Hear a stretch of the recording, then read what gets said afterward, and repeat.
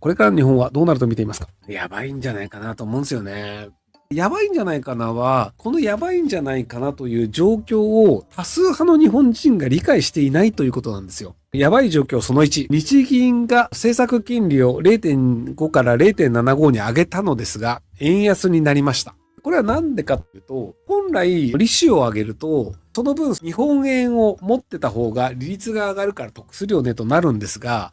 市場としては 0.25 ぐらいしか上げられないんだ。じゃあ日本はまだまだ円が下がるよね。円に価値がないよね。もっと利率を上げてくるんだったら、じゃあ日本は割とやる気なのかなってなるんですけど、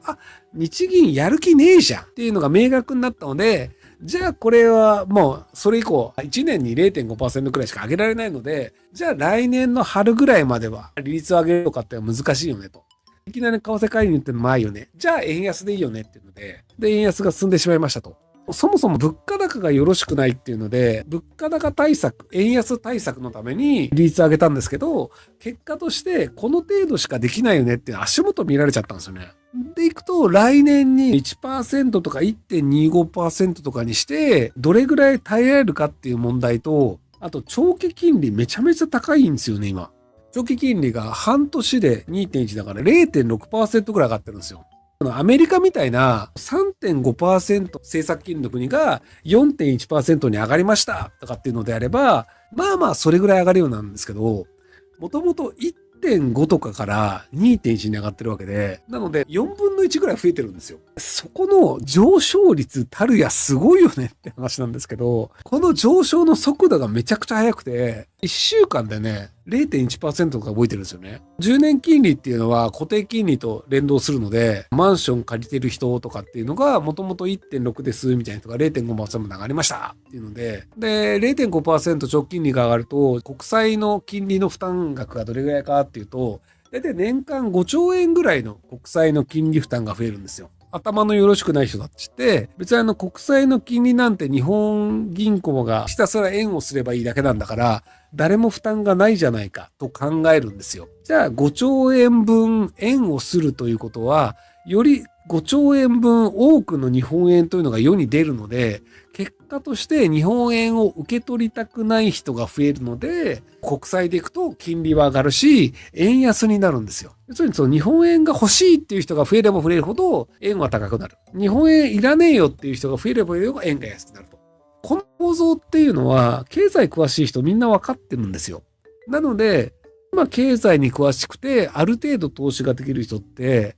だいたいオルカンとか SP500 とか海外投資してるんですよね。なので、日本で何らかの利益がありました。お金がありました。で、海外投資をするということは、円を売ってドルを買う。ヨーロッパに投資するんだったら、円を売ってユーロを買う。お金持ちはどんどん円を売る方向に行ってるんですよ。で、円安になれば、投資した人は、アメリカの銀行に入れるだけで利子が 3% つくとは別に、円安でさらに得するんですよ。なので、みんな円安の方に張ってて、お金の余裕がある人ほど円を売る。で、円を売ってるから、みんなが円を売るから、結果として円安になって、日本円換算だと得をするっていうのがあって、このね、円安がね、止めようがないんですよね。ツイッターで書いたんですけど、0.25% じゃなくてサプライズで 1% 上げるとかってやったら、ちょっとどうなるかわからないから様子見ようってなると思うんですけど、所詮 0.25% で次やったとしても 0.25% だよねとかで、為替介入っていうのもそこで何発もできないよねってなっちゃうと、結果としてはなかなか厳しいんじゃないかなっていう。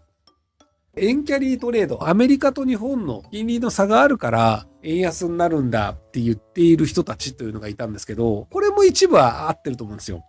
で、円キャリートレードが原因だとすると、日本の政策金利が上がりました。アメリカの金利が下がりました。日米の金利差というのは小さくなりました。であるからして、円安は止まるはずなんですよ。要するにこの金利差がでかいから、円を売ってドルにした方が儲かるようになんですけど、日本円が上がってアメリカの金利が下がったから、この差は小さくなったわけだから、じゃあ日本円からドルにしてもそんなに得しないよねっていうので、円安が止まるはずなんですよ。ところがその円キャリートレードの方よりもむしろ日本に投資してもしょうがなくて SP500 とかアメリカに投資した方がいいよねとか、どうせ円安になるんだから円安入れた方がいいよねっていうところで、結果として円安の構造というのが変わらないんですよね。複雑な要因であることは確かなんですよ。いろいろな複合的な要因の全ての要因というのが、例えばエルニーニョ現象であるとか、アメリカで核融合の会社があるよねとか、いろいろな複雑な要因はできるんですけど、多くの大きなお金の動きというのは、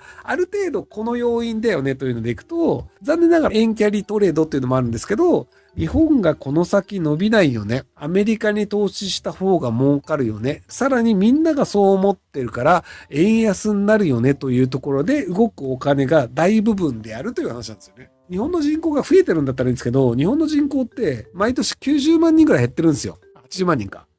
で、これね、80万人っていう風に言われるんですけど、実際に行くと外国人の割合もちょっと増えてたりするので、帰化してる人とかも日本人にカウントされるので、なので、純粋な日本人、まあこれややこしいんだ、講義の日本人と競技の日本人があって、インドネシア人の夫婦というので日本国籍を持ってる人っていうのを日本人って呼ばないじゃないですか。これ他の国だと日本人って呼ぶんですけど、帰化した人たちと帰化した家族というのを日本人カウントしないのであれば、純日本人の減少数はもっと高いんですよ。っていうのは置いといて、日本の人口どんどん減ってるので、それは経済力下がるよねと。で、若い人もどんどん少なくて、社会保険負担というのがずっと増えていて、若い人たちが働いてもそこはどんどん高齢者の負担に使われてしまいますよっていうのがあって、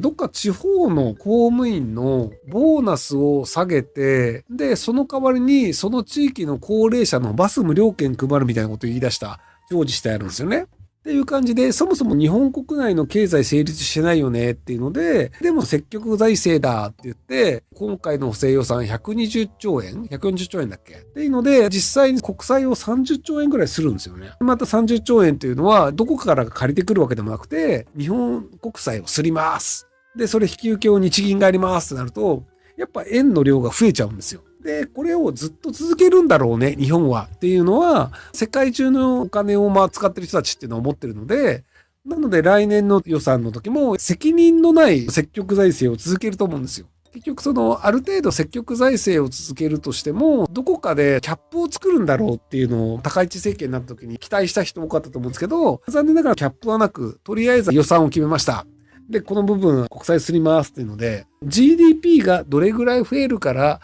国債をすれるのは何兆円だよね。じゃあ、この中でやりましょうという話になってないんですよね。GDP の伸び率に合わせて国債が増える分には成立するよねって話なんですけど、で、逆に行くと GDP の伸び率がここなので、国債のすれる範囲は何兆円ですよ。なので、予算はこの何兆円以内の増加で何とかしなければいけませんっていうのになるのであれば、責任ある積極財政になるんですけど、残念ながら GDP の伸び率がどれぐらいという予測で、そこで国債をいくらするって議論には一切ならなくて、これにお金使うよね、これにお金使うよねっていうのをひたすら積み上げたものというのが補正予算として成立させました。っていうのがあったりするので、なので残念ながら責任あるというよりは無責任な積極財政というのが続いてるって話だったんです。いやー、だからそういう意味でいくとね、吸って参りますっていう。そういう状態なので、それは円安続くでしょうっていうね。なかなか厳しいですよね。はい。日本の平均年収と貯蓄金額を上げるためには、どのような政策が必要だと思いますか？働く世代の30代の平均年収は450万、貯蓄平均は1340万とインフレが進んでも値が変わらない印象です。正直、数年後もほぼ横ばいなのかなと思ってしまいます。僕も横ばいだと思います。利益率の高い会社の利益率というのが、ある種経済成長率なんですよ。で、経済成長率というのは、毎年毎年どれぐらい経済の規模が大きくなってるかっていうので、会社というのが、例えば1000万円のコストをかけて、人件費とか商品を作るとかで、1100万円の売り上げましたってなると、利益としては100万円。なので、利益率 10% だよねってなるんですけど、これが200万円でしたっていうと、利益としては200万円。経済成長としては 20% だよね。みたいな考え方ができるんですけど、先進国で大体低いんですけど、とはいえ2%、3%、4%、5%とかあったりするんですけど、日本はなんか 0.5% とか 1% とかたまにマイナスっていうので、なんでかっていうと、企業の利益率が低いからです。企業の利益率がなぜ低いかというと、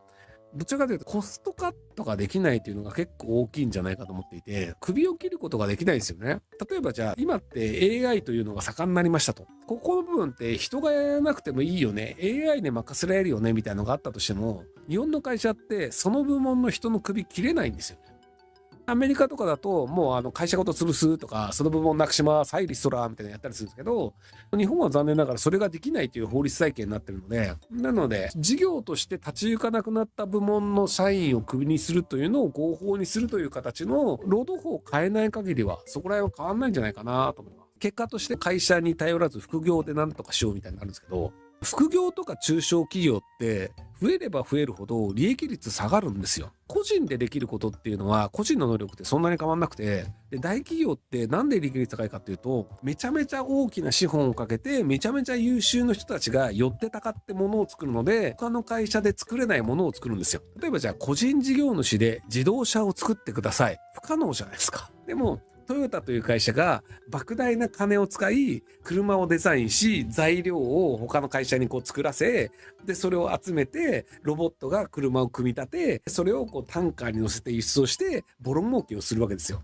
なので、その結果、利益がめちゃくちゃいっぱい出るんですよ。でも個人でできることっていうのは、所詮その個人技なので、そんな利益率は高くないんですよ。他の人もできちゃうからね。個人で仕事してて、すげえ儲かります。1日1時間働くだけで、月に500万入るんですよって言ったら、他のやつが真似して利益率はどんどん下がります。なので、他のやつが真似できないという参入障壁をどうするかっていうと、やっぱり大企業の超優秀な人たちがやるんなると真似できないんですよ。っていう形で中小企業とかフリーランスとか副業とかではなくて、大企業がガシガシ儲かるような構造という方が、海外と戦うという意味でいくと勝ちようがないんですよね、個人事業主は。海外からいかに儲けるかでいくと、大企業もっと頑張れっていう方向になるんですけど、残念ながら首を切るというとかできないので、日本の会社は厳しいよねと思います。個人の限界なんですよね。隙間産業っていうのは1、2年は儲かるんですけど、あ、これ儲かるじゃんとか、この隙間って結構儲かってるじゃんってバレると、他のライバルが来るので、例えばマーケットとしてなんか10億円ぐらいのマーケットがありました。で、これ他の会社が気づいてないっていうので、